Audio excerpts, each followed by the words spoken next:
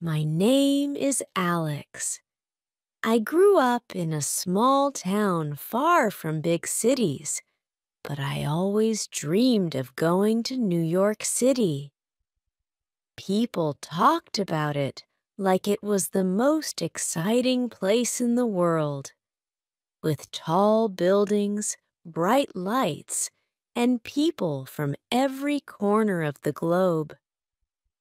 I'd look at pictures in magazines, wondering if I'd ever seen them myself. When I was 15, something happened that changed my life. My dad lost his job, and things became really hard for my family. We didn't have enough for nice clothes, toys, or even sometimes food. I saw my mom cry in the kitchen when she thought no one was watching. I didn't know how to help. My dad would say, "It'll get better," but I didn't know when. One day at school, my teacher, Mrs. Carter, asked me to read in front of the class. I stood up, but I felt so nervous. English wasn't straightforward for me. I made mistakes, and the kids laughed.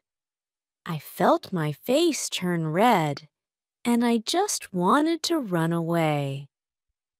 But then Mrs. Carter said something that stuck with me. She said, "Alex, mistakes are part of learning." That night, I couldn't stop thinking about her words. I didn't feel brave. I felt like a failure. But her words made me want to try again.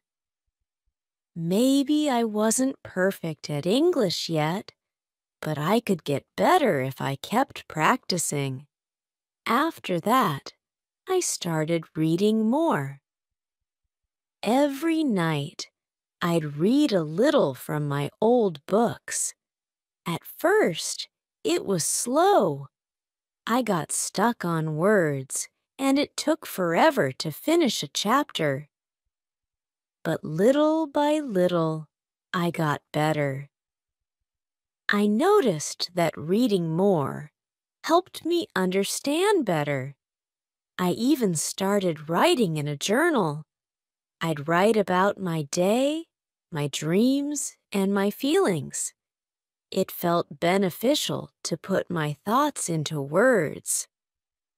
One day, my mom surprised me. "We're moving to New York," she said with a smile. My heart jumped. I couldn't believe it. My dad had found a new job in the city, and we were going to start fresh there. I was excited, but also scared. Would I fit in? Would I make friends?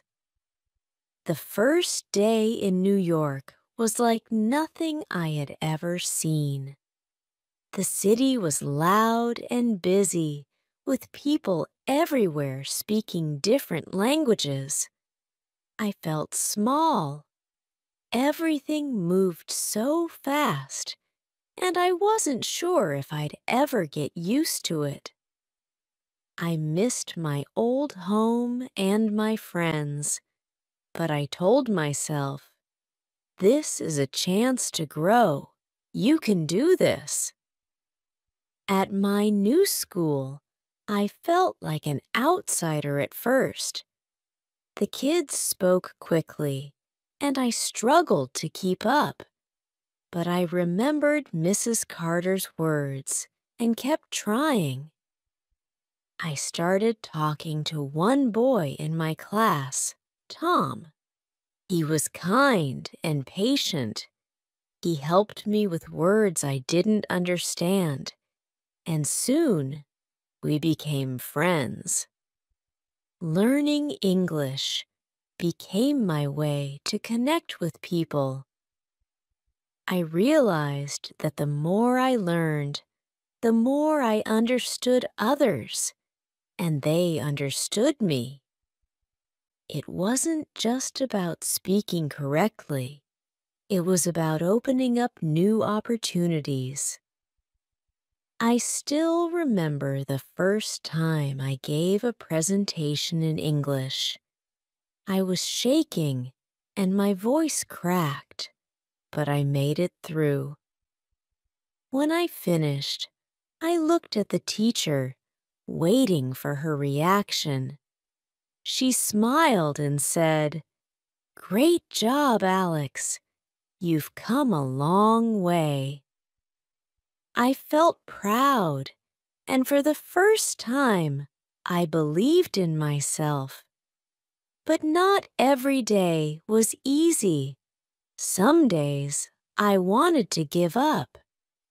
There were times when I felt I'd never be as talented as the other kids. I remember sitting in my room, crying, feeling overwhelmed. But then I would pick up my journal and start writing. Writing helped me express what I felt, even if I didn't have the right words. It was my way of pushing through tough moments. My dad would often tell me, "Learning a new language is like building a bridge. Every day you add a piece, and one day you'll cross to the other side." His words made me see English as something I could build, not something to fear. I started watching TV shows in English with subtitles, and it helped a lot. I learned new words and phrases just by listening. It showed me that English wasn't just in books. It was all around me. I could learn from movies, songs, and even people talking on the street. One day, I was sitting in Central Park, writing in my journal, when I heard someone speaking Spanish. I turned and saw a boy about my age struggling with a vendor. I remembered how I felt when I first came to New York, so I walked over and helped him. His name was Carlos, and he had just moved from Mexico. We became friends, and I started teaching him English, just like Tom had helped me. Helping Carlos made me realize something important. When you learn something, it's not just for yourself. You can help others too. English wasn't just helping me. It was helping me connect and make a difference. Carlos and I studied together after school. We made learning fun. I'd say a word in English, and he'd say it in Spanish. We'd laugh at our mistakes, but we kept trying. It felt like an adventure. There were moments when I felt so proud of how far I had come. I could have conversations without thinking too hard. I could write stories that made sense. And every time I helped someone else with English, it felt like I was giving back what I had learned.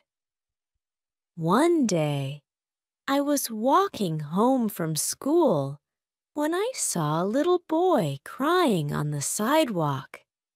He looked lost and scared. I kneeled down and asked, "What's wrong?" He didn't speak English well, but I understood that he couldn't find his mom. I stayed with him, talking softly, trying to keep him calm. Eventually, we found his mom, and she thanked me with tears in her eyes. That moment showed me that learning English wasn't just about reading or writing. It was about being able to help someone when they needed it. As time passed, New York began to feel like home.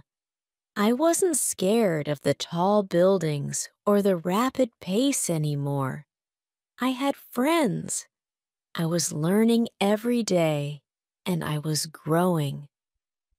It was no longer scary to speak English. It improved my life.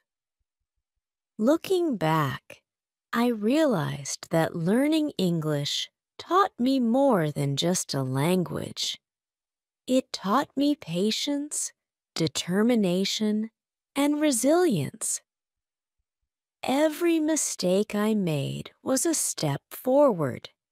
Every time I felt like giving up, I discovered I was stronger than I thought. I still remember the day I wrote my first full story in English.